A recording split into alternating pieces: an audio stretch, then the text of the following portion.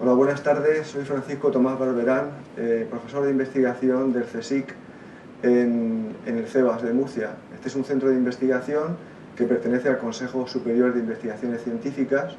y trabajamos fundamentalmente en el área de agricultura y alimentos, ciencia y tecnología de alimentos. Entonces, concretamente esta tarde voy a compartir con ustedes nuestra visión y nuestra investigación de los últimos años en el campo de los cítricos, los frutos cítricos, los polifenoles como compuestos bioactivos y su papel en la salud humana.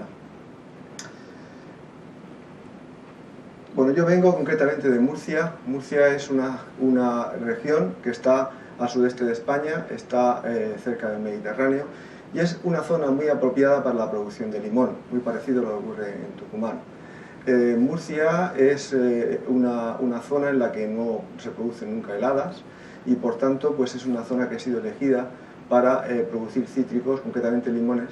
y mientras que en Valencia, que es la zona un poquito más al norte, que es donde está la producción principal de España de naranjos, de naranja, también junto con lo que es la zona de Huelva y la zona cercana a Sevilla, donde se produce bastantes cítricos. Bueno, en Murcia, estas son varias fotos que he traído de los campos de limones de Murcia. Muchos de ellos son un ambiente muy mediterráneo en la que se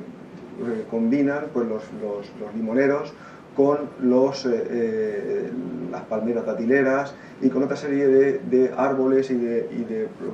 productos, de producciones típicas de la cuenca mediterránea. Quisiera comenzar, vamos a hablar de los cítricos en general, los limones en particular y sus propiedades en la salud. Pues ya desde el año 1937, desde antes de esa época,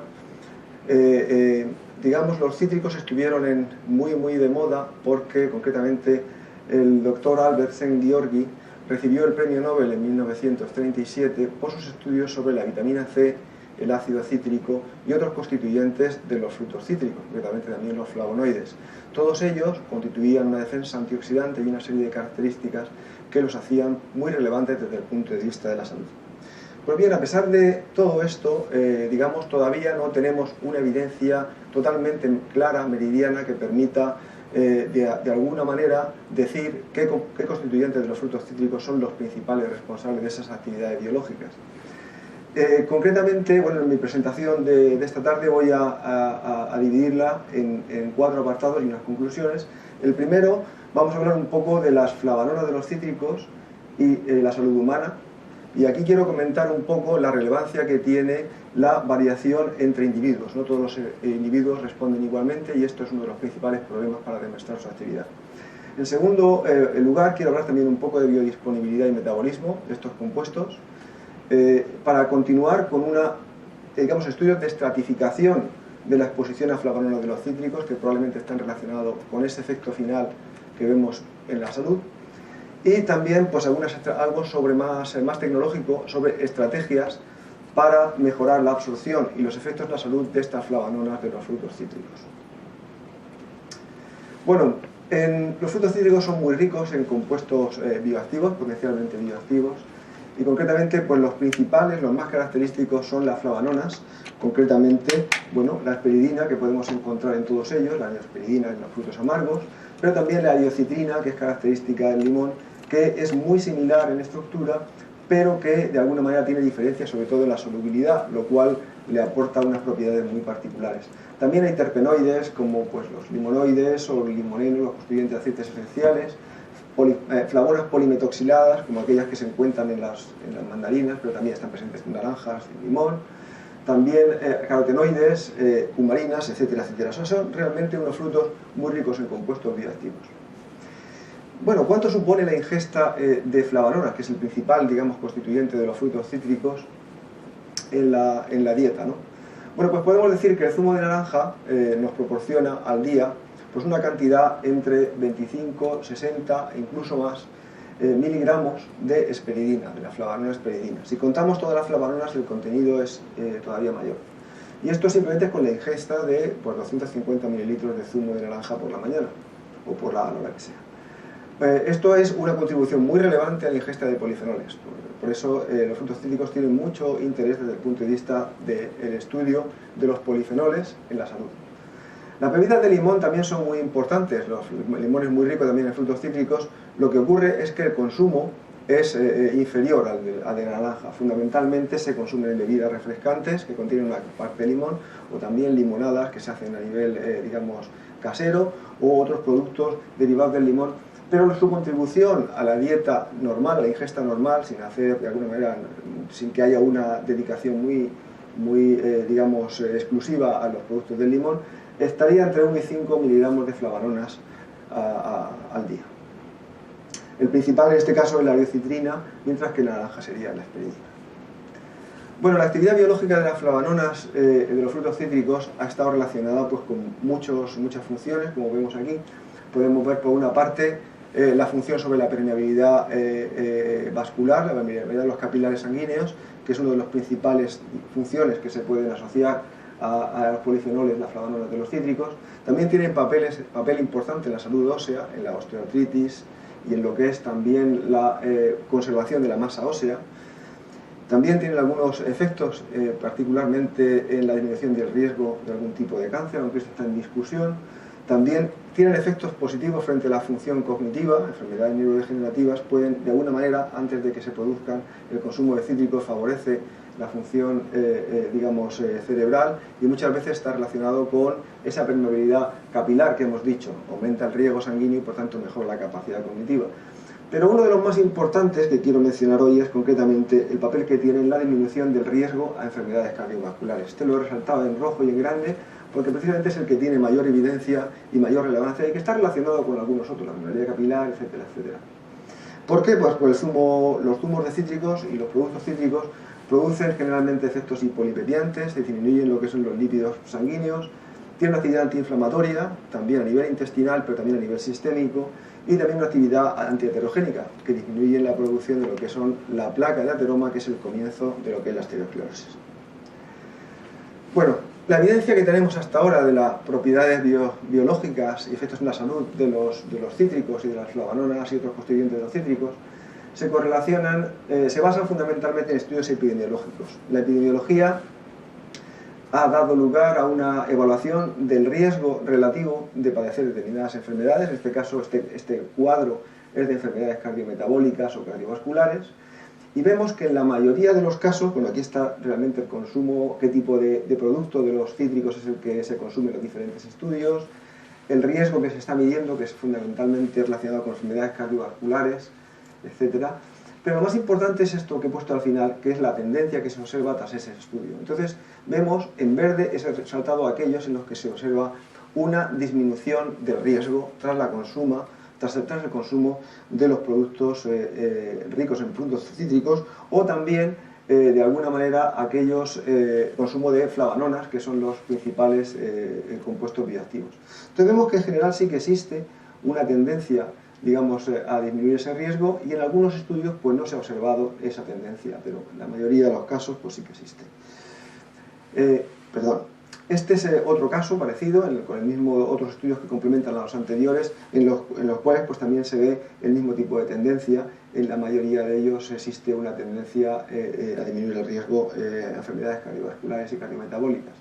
Por tanto, la epidemiología parece ser que está diciéndonos que las flavononas de los frutos cítricos efectivamente tienen un efecto en la salud. Pero cuando hacemos estudios de intervención, es decir, que ya damos un zumo de naranja, un zumo de limón o de alguna manera, extracto enriquecido en las flavononas a un conjunto de población de individuos, de los que sean, que pueden ser, pues yo que sé, en este caso, por ejemplo, son 100 voluntarios, 25, 80, etcétera, etcétera. Esto es el número de voluntarios que han ingerido hesperidina o un zumo de naranja, extracto de bergamota, etcétera, etcétera. Y se miden distintos parámetros asociados con lo que son indicadores, lo que llamamos biomarcadores de enfermedad cardiovascular, pues son fundamentalmente lípidos sanguíneos, y otra serie de parámetros, presión arterial, diastólica y sistólica, el flujo mediado, la dilatación mediada por el flujo, etcétera, etcétera. Pues en todos los casos lo que vemos aquí es que hay, en algunos casos que sí que se disminuye el riesgo, pero en otros casos se aumenta. En rojo he visto aquellos que aumenta el riesgo, y en vez de aquellos que disminuye, sobre todo aquellos en los que o no se ha visto o no es significativo. Es decir, que aquí es mucho más difícil de demostrar porque para un mismo extracto o esperidina o mismo tipo de compuesto o el zumo de naranja, en algunos casos se ve efecto y en otros casos no se ve un efecto. Esto es lo que, y también es muy interesante, es muy relevante decir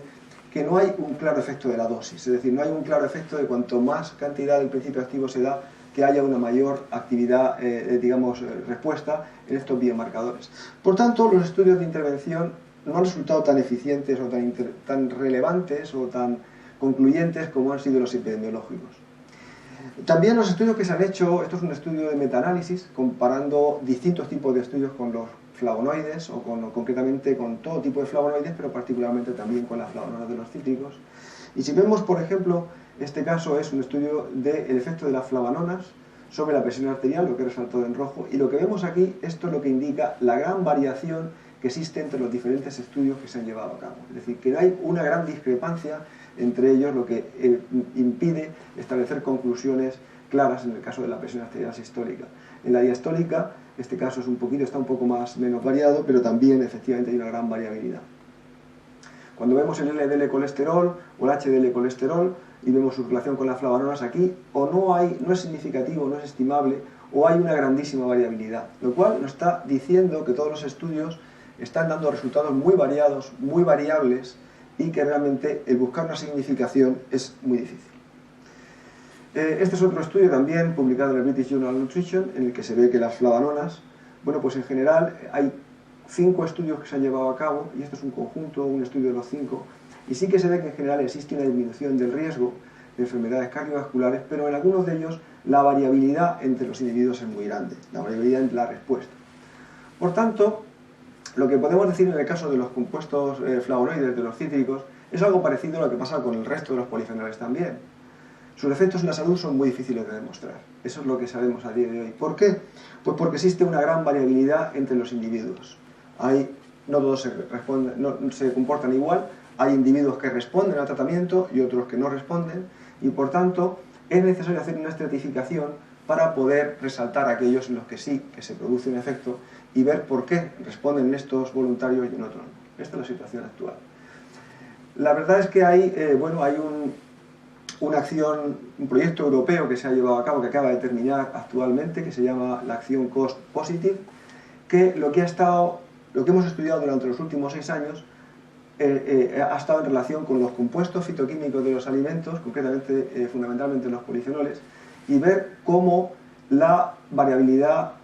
entre individuos que se produce en respuesta al consumo de estos compuestos bioactivos y qué determinantes son los que se implican. Sabemos que hay una gran variabilidad, pero también hemos estado intentando buscar qué determinantes son los que hacen que esta variabilidad exista. Bueno, pues cuando ingerimos distintos compuestos bioactivos de alimentos, polifenoles, carotenoides, glucosinolatos, etcétera, este tipo de compuestos que se encuentran en la dieta, bueno, pues cuando vamos a buscar efectos cardiometabólicos, por ejemplo, disminución del colesterol, etcétera, etcétera, presión arterial, lo que hemos dicho anteriormente, pues hay una gran variabilidad entre individuos, que ya lo hemos mencionado, y hay muchos determinantes que están afectando fundamentalmente a 2 cosas: a la biodisponibilidad de estos compuestos bioactivos, es decir, cuánto llega realmente a estar disponible en plasma para poder ejercer una función, y luego también la respuesta. Hay una variabilidad grande en la respuesta biológica, es decir, la respuesta a esa ingesta de compuestos bioactivos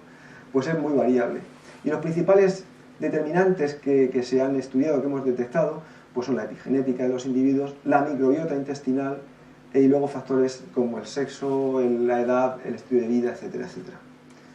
Bueno, pues realmente yo aquí he resaltado que en todo esto, para diferentes tipos de polifenoles, un factor importante en la determinación de estos factores de riesgo cardiovascular es la microbiota intestinal, y es lo que voy a tratar también de explicar con un poco más de detalle a partir de ahora. Bueno, la biodisponibilidad es muy importante, es decir, si queremos ver un efecto en la salud a nivel sistémico, a nivel cardiovascular, pues tiene que haber de alguna manera una absorción, una biodisponibilidad de esos principios activos y un metabolismo que permita llegar a principios activos en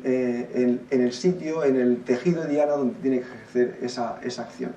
Pues bien, para esta biodisponibilidad hay muchos factores que afectan, concretamente factores genéticos, de los propios individuos, que son muy importantes en relación con el metabolismo fase 1 y fase 2 de los distintos principios. También está la microbiota intestinal, que está cada vez ganando mayor importancia y mayor relevancia,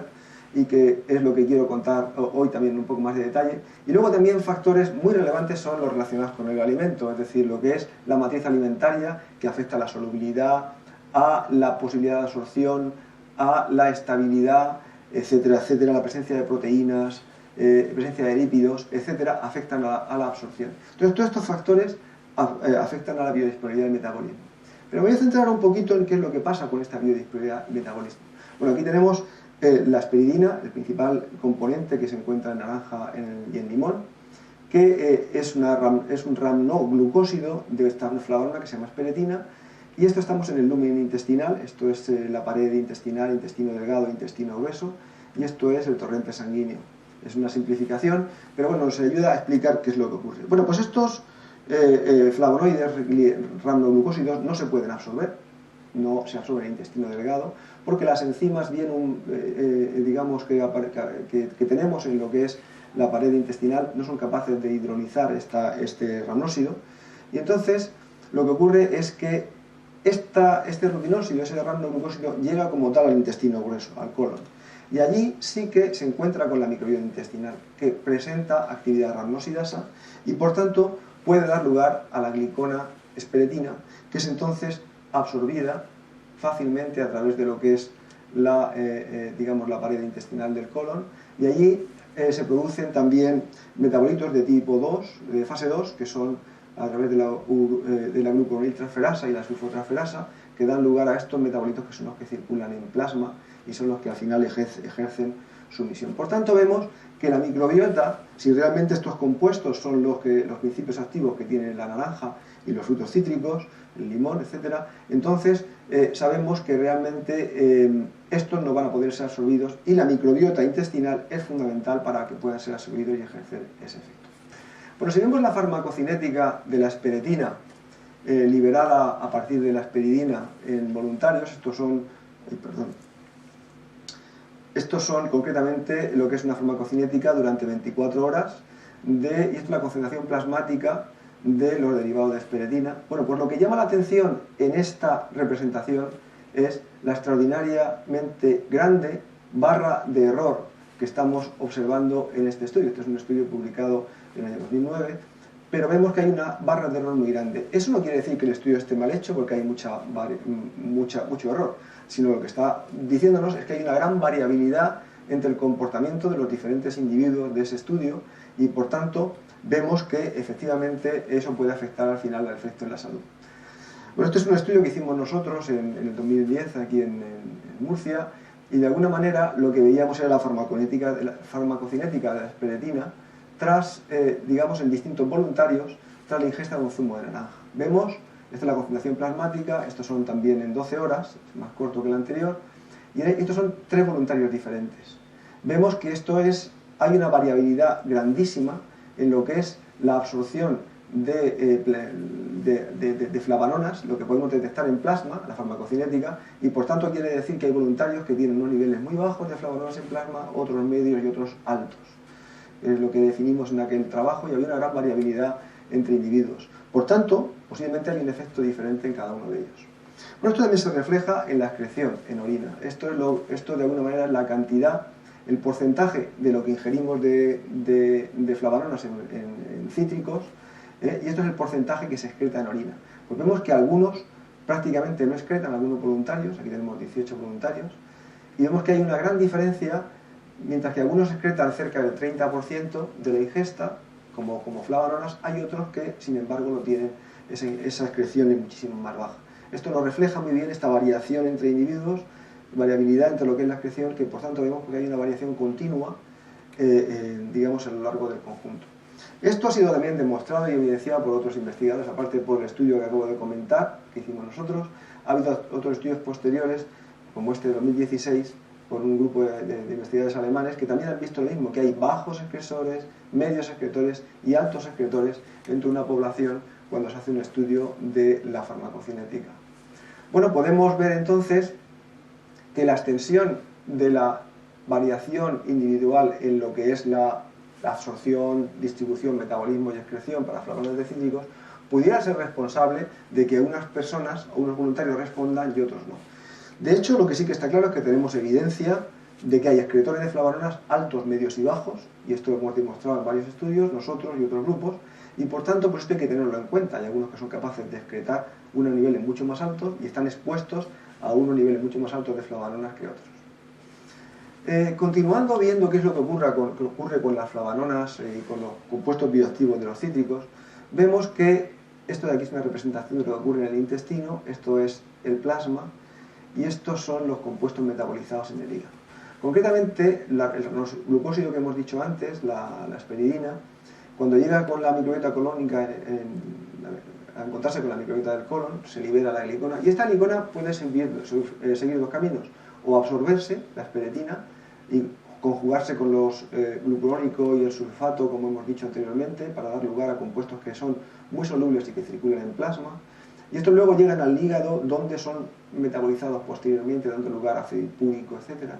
otra serie de compuestos fenólicos. Pero también puede seguir con la microbiota intestinal este paso, el que está aquí marcado de color azul, que es que la asperetina es degradada, catabolizada, dando lugar a una serie de compuestos como el metilhidroxifenilhidraclínico y luego otra serie de compuestos fenilacético, fenilpropiónico, que son los que se encuentran también en plasma circulando. Entonces tenemos dos tipos de compuestos que podemos ver tras la ingesta de flavonoides de los cítricos. Por una parte, aquellos que han sido producidos por la microbiota intestinal mediante el paso primero, que hemos dicho, que es la hidrólisis del ramnósido para dar lugar a la glicona, y luego el paso segundo, que es la rotura de este ciclo, de esta estructura de lo que es la flavanona, para dar lugar a estos compuestos bioactivos más pequeños, pero que también circulan y también hay que tenerlos en cuenta.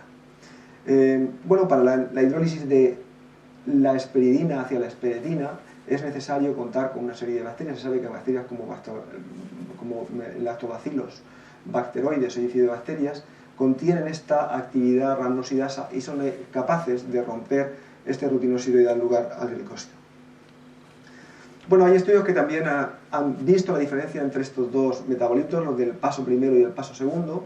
y vemos, bueno, por ejemplo, en el caso de este estudio, pues que hay diferencias entre lo que es el consumo de zumo de naranja, de la fruta de naranja, el fruto, y de lo que es el zumo. Hay variabilidades entre ellos, pero lo que es más importante de lo que he puesto aquí en esta parte es concretamente que si comparamos la esperetina en plasma en diferentes voluntarios y lo comparamos con los metabolitos del paso 2, que son estos que los pongo un poquito más claro, vemos que de alguna manera están siendo complementarios. Aquellos que producen una gran cantidad de esperetina tienen poco de los del paso 2, lo cual tiene sentido, mientras que aquellos que producen mucha más cantidad de estos productos del segundo paso del metabolismo, pues tienen menos del primero. Y eso realmente es lo que está ocurriendo, está diciendo que hay una gran variabilidad también en el metabolismo en estos individuos. Bueno, pues si la microbiota intestinal tiene un papel muy importante en la producción de estos metabolitos, bien sean los del paso 1 o los del paso 2, efectivamente, pues hay que considerar que esta microbiota, que ha sido estudiada recientemente y que ha sido capaz de dar lugar a lo que es el conocimiento de los enterotipos del microbioma intestinal humano, que nos dice que hay al menos 3 tipos bien definidos de grupos microbianos, de tipos microbianos en cada uno en el intestino, en el colon, de cada uno de los individuos que se han medido, que se han estudiado, y vemos que ellos son bastante consistentes, es decir, que estos 3 grupos bacterianos, estos tipos bacterianos del colon, son bastante, digamos, robustos y que no son específicos de ningún país, de ningún continente, sino que se encuentran en todos los casos 3 tipos de enterotipos y se han denominado en este caso, pues lo denominaron como grupo el enterotipo Bacteroides, el Rhominococcus y Precotella. Lo que es importante es que estos enterotipos podrían indicarnos que hay, por supuesto, una composición diferente en bacterias en el aparato digestivo, en el colon, y por tanto también que pudieran ser los causantes de estas diferencias que vemos entre aquellos que responden y aquellos que no responden, aquellos voluntarios que responden y aquellos que no responden, y podrían también estar detrás de la gran variabilidad o variación que vemos entre individuos en los estudios de intervención. Eso es una hipótesis que es la que estamos trabajando actualmente, y vemos, bueno, que la microbiota intestinal es realmente un determinante muy importante en la variabilidad entre individuos en los efectos de salud por fenoles, y esto es algo que tenemos que tener en cuenta de alguna manera en todos los estudios posteriores que llevemos a cabo. Bueno, en muchos casos esta estratificación ayuda a entender los efectos de la salud. Es muy corriente, es muy habitual que cuando se hace un estudio con una población grande de individuos no hay efectos significativos en los efectos de salud que estamos observando. O sea, no hay efectos para toda la población. Sin embargo, para grupos específicos sí que se ve que existe algún efecto significativo de salud y en algunos casos efectos muy importantes que hay que tener en cuenta. Bueno, si sabemos que realmente lo que es la interacción con la microbiota intestinal puede estar relacionado con esto, voy a proponer ahora aquí algunas estrategias para mejorar la biodisponibilidad y potencialmente los efectos en la salud digamos, de la flavanona, de los cítricos. Y voy a hablar de tres tipos de tratamientos. Por una parte, tratamientos tecnológicos, por ejemplo, adición de extractos o bien tratamientos tecnológicos más suaves, etcétera, que pueden modular el contenido en compuestos bioactivos y también su biodisponibilidad. También vamos a hablar de tratamientos nanotecnológicos mediante, digamos, tratamientos que permiten disminuir el tamaño de partículas hasta unos niveles que permiten mejorar su absorción o también que se incremente su solubilidad para que pueda interaccionar mejor con la microbiota intestinal. Y por último, tratamientos biotecnológicos como son tratamientos enzimáticos de los zumos o coadministración con probióticos que permitan mejorar la biodisponibilidad. Bueno, hablando del primer caso de los zumos, del procesado de los zumos de naranja y el contenido en flavononas, bueno, podemos elaborar distintos zumos, digamos,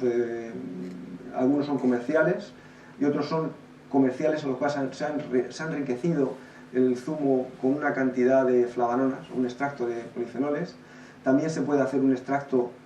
suministrado en agua, haciendo una bebida que no es un zumo, pero que realmente incluye los polifenoles de los cítricos.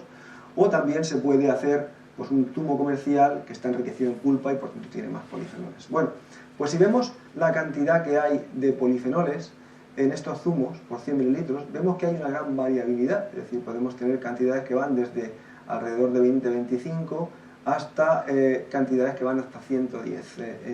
miligramos por mililitro. Y luego también es muy importante considerar que digamos, flavononas que están en los zumos, pues tienen una parte importante que está esta naranja más intensa, que es el pellet, es decir, que precipita, que está formando parte de la nube, mientras que hay una parte que está soluble. Bueno, pues todos estos parámetros son muy importantes porque pueden afectar la biodisponibilidad y por tanto pues hay que tenerlos en cuenta. Si hacemos una farmacocinética con estos zumos, pues vemos que hay una gran variabilidad, es decir, hay por ejemplo, esto es para un voluntario determinado, y vemos que el zumo enriquecido en flavononas tiene pues, una absorción mucho mayor en plasma, podemos encontrar concentraciones muy elevadas del rango micromolar, mientras que el extracto en agua sigue siendo también importante, pero no tan relevante como el caso del zumo, mientras que los zumos comerciales suelen tener valores mucho más bajos de esta absorción, incluso la absorción es más tardía. Vemos que, bueno, por tanto, que el del tratamiento tecnológico que hagamos puede afectar muy significativamente a la absorción y a la farmacocinética. Estos son parámetros farmacocinéticos, en este caso es la excreción urinaria, en porcentaje de la ingesta, y también vemos pues, que hay una variabilidad muy grande dependiendo de estos zumos, de cómo estén elaborados y del contenido que tienen en flavononas, ¿no? Concretamente hay el zumo comercial enriquecido en pulpa, pues que el porcentaje de excreción es muchísimo más bajo que a lo mejor, por ejemplo, el extracto que en agua o que el zumo enriquecido en polifenoles. Bueno, los parámetros de farmacocinética concretamente pues son realmente muy interesantes en todos los casos. Tienen un tiempo máximo de absorción que está por encima de los 4, entre los 4 y las 7 horas, y de alguna manera pues refleja que esta absorción se produce en el colon y que también el tipo de zumo que estemos suministrando o el tipo de producto que estemos suministrando hace que la absorción sea más rápida o más lenta. Bueno, podemos ver de alguna manera, cuando estudiamos el contenido de flavononas que tiene un zumo y la excreción en orina, vamos a ver si realmente importa el contenido o no. Y aquí esta es el total de flavononas ingeridas y esto es la excreción en orina. Bueno, pues vemos que en este caso la correlación que tratamos de buscar es malísima, es un R cuadrado de 0,25-26, que es muy bajo, es decir, no existe correlación realmente de los distintos zumos con esto, cuando comparamos. O sea que el contenido total de flavononas no es el factor clave. Sin embargo, cuando lo hacemos una comparación con la fracción soluble, en este caso la fracción que no está precipitada, pues vemos que en este caso la correlación de estos zumos es mucho mejor, es 0,85-86, que realmente es mucho más relevante y nos dice que lo que es importante a la hora de la absorción es la fracción soluble. Por tanto, tenemos que ir a esa dirección para conseguir una mayor biodisponibilidad. Entonces, bueno, con estudios de distintos procesos tecnológicos se pueden utilizar para mejorar esa solubilidad,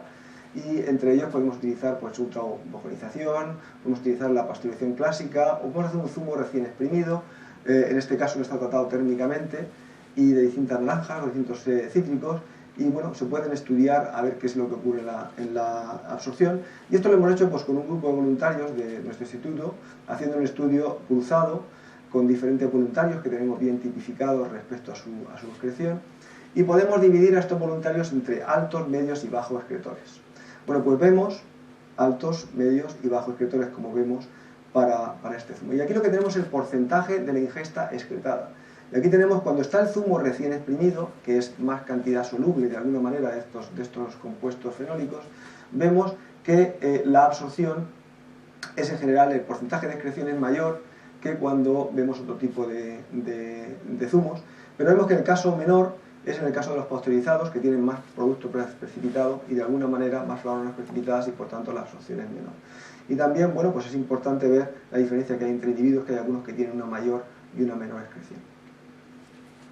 El segundo tratamiento importante que tenemos que ver es el tratamiento nanotecnológico, que podemos también mejorar la absorción, la biodisponibilidad a través de un tratamiento que permita hacer productos micronizados con un tamaño mucho más pequeño, o también efectos que sean encapsulados, que permitan una mayor dispersión, y compararlo con una esperidina convencional, una esperidina de uso farmacéutico, y ver cómo afecta a su absorción. Bueno, la micronizada, concretamente hemos comparado una esperidina micronizada y una esperetina, es decir, la glicona, para quitar el efecto de la microbiota intestinal. Bueno, estos son los distintos productos que se han hecho, y esto es una medida del tamaño de partícula. Vemos que la esperidina convencional tiene esta distribución de partícula, que esto es una escala logarítmica, digamos que es muy importante el tamaño en este caso, y mientras que la esperidina micronizada, veamos que es de un tamaño mucho más pequeño. Algo así, pues si tratamos alrededor de 100, aquí estamos alrededor